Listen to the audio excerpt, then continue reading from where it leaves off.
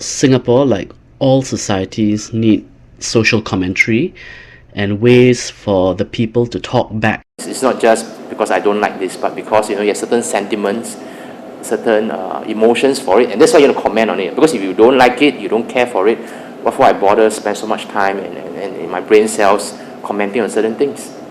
Satire, a literary device that is subjective in its meaning, yet used by all societies. Satire's beginnings can be traced back to the classical period. Greek and Roman philosophers like Aristophanes, Ennius, Cato, and Cicero sprinkled their writings with satire. These satirists ridiculed the vices and absurdities of prominent individuals and the larger society. But beyond entertainment, it had a serious practical purpose, the improvement of public culture and morals. During those ancient times, satire was conveyed through prose and poetry, either read in private or performed in public. Today, satire spans from its literary traditions to include visual mediums such as cartoons, television, theatre, film, and online media. Yet, how has satire fared as a mirror of society? We first trace the development of Singapore's satirical scene from post-independent years to the 21st century. The way we understand it in Singapore basically comes via England, right, as a colony. Satire has always been used by writers to point out flaws in society. In post-colonial independent Singapore, the PAP government's decision to keep English as Singapore's lingua franca ensured that Jonathan Swift's legacy in satire was to carry on. This played out through local pioneering satirists like Wang Gungwu, Edwin Thumbu, and Kirpal Singh. They satirized not only the political and economic, but social aspects of life in Singapore. In 1980, Catherine Lim satirized the paradox of traditional and modern society. We are now so used, you talk of comfort boxes, right? These little cozy boxes that we are in. We are not ready for any kind of mess. The messiness that I feel is necessary. Part of it, at least, we don't want the messiness of the West. But a little bit of messiness may be necessary, may be part of the price you have to pay for democracy. While the literary scene caters to the intelligentsia and English educated, newspaper cartoons as a satirical medium reach the masses. The 50s and 60s saw satirical cartooning in newspapers which responded to massive social upheaval in Singapore. Cartoonists like Peng championed social change, including anti-colonial movements and nation-building through humorous exaggerations. Journalists write with words, but cartoonists and artists draw with their pens. When Singapore obtained self-rule in 1959, the Straits Times initially caricatured a newly elected PAP government in a positive light. But 1961 marked the beginning of a 20-year satirical blackout, at least in terms of political cartooning. Perhaps in the early years of nation building in Singapore, politicians felt that that is wrong.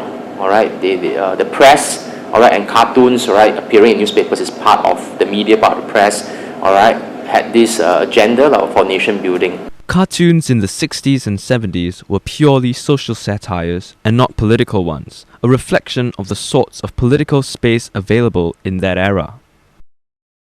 The epoch of TV introduced a new satirical medium which was more visually emotive than cartoons. One such satire was in Chinese dialect, where Wang Sa and Ye Feng captured social issues on screen. Again, they often did not confront the policies that had created such issues. In this case, policies of bilingualism in a globalizing economy. 牙齿叫什么？啊，牙齿，牙齿，滴。你到底懂不懂？我不懂，我怎么会讲呢？这个不叫滴，应该叫嘟。滴就是滴，怎么会嘟？牙齿叫嘟，牙齿叫滴，嘟滴嘟。Excuse me. More recent TV satires in English include The Rara Show, The Donnelly Show, and MediaCorp's latest venture, The News. What time now? Cannot see 9 o'clock, 9 o'clock. Sitcoms like Under One Roof and Phua Chu Kang contain sketches which offer social commentaries on Singapore.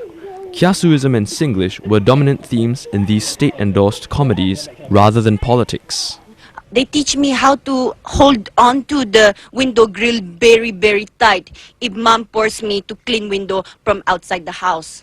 The 90s saw the revival of the local film scene. Iconic films like Army Days and Jack Neo's Money No Enough led the way for satirical, social commentaries on the big screen.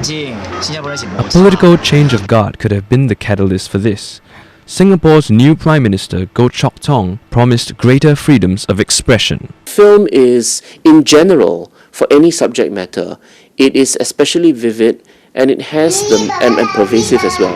And it has the ability to entertain, to move, to amuse, and therefore as a communication medium, I think it's a lot more effective than just, for example, the printed page or just the audio medium as, for example, in radio. Yes, I know. I think in a lot of Jack Neo's films, it's quite direct, it's quite hard-hitting. I'm Not Stupid 1, it really did take a good, long, hard look at Singapore's education system. In a way, it was quite critical, I think, of the education system. I know a lot of policymakers went to see it, people who work in the education field, parents, students, and lay people. And I think everyone was entertained, but everyone sort of got the message or messages, streaming, and the whole meritocratic philosophy and approach. I think these were issues that were really examined quite fundamentally and quite well in the first I'm Not Stupid.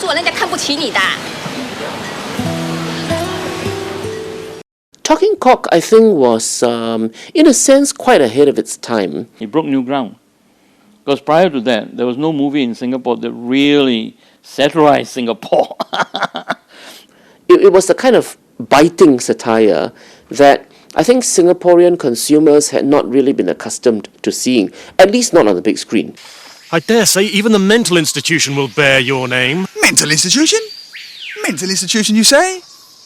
Yes, a mental institution. I can see it now. The Raffles Institution. Hurrah! I think Talking Cock is still the movie. Wait, what? Ow, where? By what colour? What, black? The movie is still a very, very powerful satire. They call me the Turbinator,